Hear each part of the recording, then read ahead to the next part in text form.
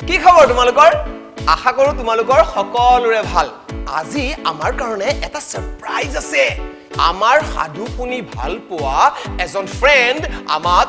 লগ কৰিবলৈ আহিছে ফ্ৰেন্ড এখিনটা আছিল নহয় কলে গল ফ্ৰেন্ড মোৰ পাছফালে লুকাই আছে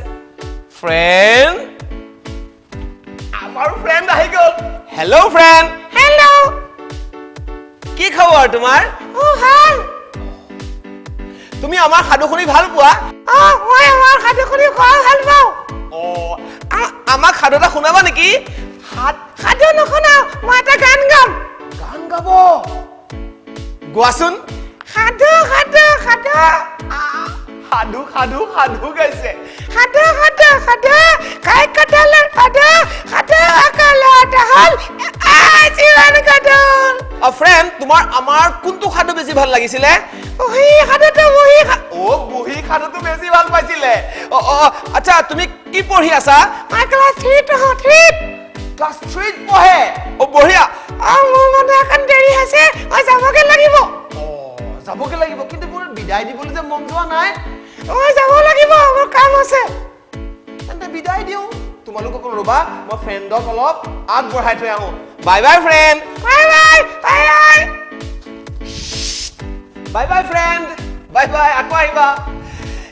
আমাৰ এই ফ্ৰেণ্ডৰ লগত মই যে সৰুতে কিমান দুষ্টামি কৰিছিলো সঁচাকে তোমালোকে দুষ্টামি কৰা নকৰা মই জানো নহয় কোনে কিমান দুষ্টামি কৰা আৰু দুষ্টামি নকৰা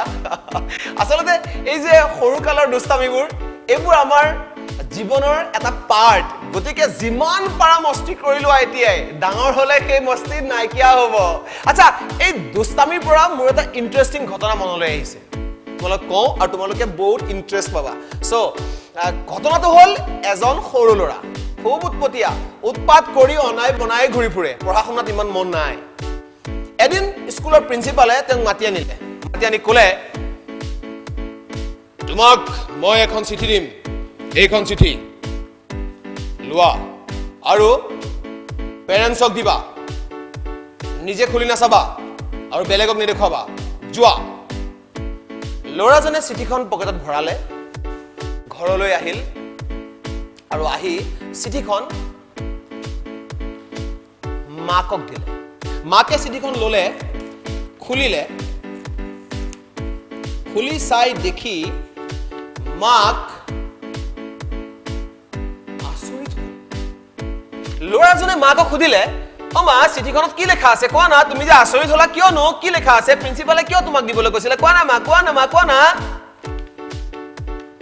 মাকে চিঠিখন চালে হাঁহি মাৰি ল'ৰাটোক ক'লে বাবাটো ইয়াত লিখা আছে প্ৰতি সন্মানীয় অভিভাৱক আপোনালোকৰ ল'ৰা পঢ়া শুনাত বৰ ভাল হি ইজ এ জিনিয়াছ আমাৰ স্কুলত তাক পঢ়ুৱাব পৰা টিচাৰ নাইয়ে গতিকে তাক আমাৰ স্কুলৰ পৰা অন্য স্কুলত নিয়াৰ ব্যৱস্থা কৰক নহলে তাক আপুনি ঘৰতে পঢ়োৱাৰ ব্যৱস্থা কৰক ধন্যবাদেৰে অধ্যক্ষ কথাটো শুনি ল'ৰাটোৱে বৰ ভাল পালে সি ইনস্পায়াৰ হ'ল সি সাহস পালে আৰু খুব মন লগাই পঢ়িলে আৰু এদিন সি খুব ডাঙৰ মানুহ ডাঙৰ অৱস্থাৰ কথা কৈছো সি ডাঙৰ হ'ল ঘৰত ফাইল বিচাৰি আছে তেনেকুৱাতে ড্ৰয়াৰ এটা দেখিলে ড্ৰয়াৰটো খুলোতে দেখিলে তাত এই চিঠিখন যিখন স্কুলৰ প্ৰিন্সিপালে মাকক দিছিল মাকে পঢ়ি শুনাইছিল সি খুব আনন্দিত হৈছিল সি ভাবিলে মোৰ পুৰণা দিনৰ স্মৃতি এবাৰ পঢ়ি চাওঁ সি উলিয়ালে সি পঢ়িবলৈ ধৰিলে প্ৰতি সন্মানীয় অভিভাৱক আপোনালোক কি আচৰিত মাকে তাক বেলেগ কৈছিলে আৰু এইখনত দেখোন বেলেগ কিবা লিখা আছে ইয়াত লিখা আছিলে প্ৰতি সন্মানীয় অভিভাৱক আপোনালোকৰ ল'ৰাটো বৰ দুষ্ট সি একেবাৰে পঢ়া শুনা কৰিব নোখোজে পঢ়াত তাৰ একেবাৰেই মন নাই গতিকে আমাৰ স্কুলত তাক আমি পঢ়াব নোৱাৰিম অনুগ্ৰহ কৰি তাক অন্য স্কুলত পঢ়োৱাৰ ব্যৱস্থা কৰক